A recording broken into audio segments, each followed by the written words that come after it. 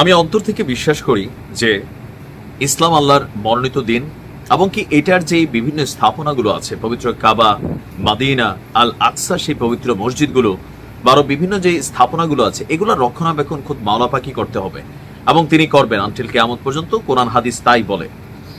কিন্তু এটার রক্ষণাবেক্ষণের দায়ভারগুলো যদি আমাদের মতন মানুষদের উপর ছেড়ে দেওয়া হয়, বা আমরা যেই আরব রাষ্ট্রগুলোকে ভাবি আরব অধিপতি, তাদের উপর ছেড়ে দেওয়া হয়, রেজাল্ট হবে জিরো। আল আকসা হাতছাড়া হয়ে যাবে যে কোনো সময়। এটা দখল হওয়ার পরও আপনি দেখবেন সৌদি একটা বিবৃতি দিছে, দুবাই একটা বিবৃতি দিছে, এর বাহিরে এখানে আপনি কোনো কিছু দেখবেন না। আর ইসরায়েলের সাথে সবার স্বাভাবিক সম্পর্ক থাকবে। বারবার বাঘ আসছে শব্দটা শুনতে শুনতে যখন আমরা ক্লান্ত, একসময় কিন্তু হুট করে বাঘ আসবে, আল আকসাকে হাতছাড়া করে নিয়ে যাবে। সেই দিন সম্ভবত চলে আসলো। ভিডিওটা শেয়ার করার অনুরোধ রইল।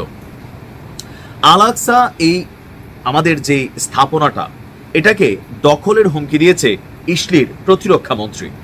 কোন মন্ত্রী? প্রতিরক্ষা মন্ত্রী, যার নেতৃত্বে সেনাবাহিনী, সামরিক বাহিনী, বিমান বাহিনী, নৌবাহিনী, গোয়েন্দা বাহিনী, যত বাহিনী আছে সামহাও তিনি ডিল করেন। আমাদের এই তৃতীয় পবিত্র স্থান আল আকসা এবং পশ্চিম তীরকে পুরোপুরি নিজেদের কন্ট্রোলে নেওয়ার ঘোষণা দিয়েছে ইসরায়েলের প্রতিরক্ষা মন্ত্রী ইসরায়েল কাজ। তার নামটার মধ্যে এই রাষ্ট্রটার নাম কানেক্টেড।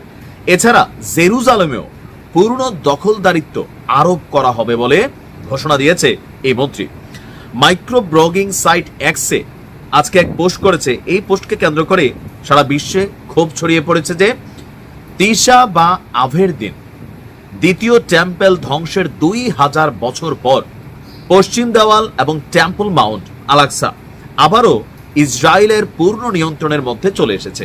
2000 বছর পর দ্বিতীয় টেম্পল যখন ধ্বংস করা হয়েছিল, তারা আবারও তাদের কন্ট্রোলিং ফিরে পেয়েছে। ইসলিকে যারা অপছন্দ করে আমাদের বিরুদ্ধে বিভিন্ন ব্যবস্থা নেওয়া এবং বিক্ষোভ অব্যাহত রেখেছে, এবং আমরা জেরুজালেম, পশ্চিম দেওয়াল এবং আল আকসাকে আমাদের পূর্ণ নিয়ন্ত্রণ নিয়ে আরো শক্তিশালী করে যাব। পশ্চিম প্রাচীরে গিয়েছিলেন, তার বক্তব্য সেখানে যারা আটক আছেন ইসলি সেনা, ইসলিদের নিরাপত্তা এবং বীরদের পরাজয়ের জন্য প্রার্থনাও তিনি করেছেন। এমনকি এখানে যে বিষয়টা খুবই গুরুত্বপূর্ণ, তার এই সিদ্ধান্তগুলোতে সহমত জানাচ্ছে জাতীয় নিরাপত্তা মন্ত্রী ইতামার ব্যান গেভির নামক আরেক ব্যক্তি। এখন এই সার্বিক পরিস্থিতিতে আমরা যদি দেখি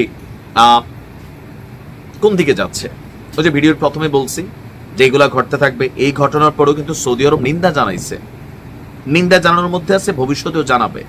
এর বাহিরে দিনের জন্য কোনো ভূমিকা নিবে না। তো আমরা যদি কেউই ভূমিকা না নেই, ইসলাম কি নাই হয়ে যাবে? না, এটা যিনি পাঠাচ্ছেন তিনি তার রক্ষণাবেক্ষণ করবেন। ভালো থাকুন।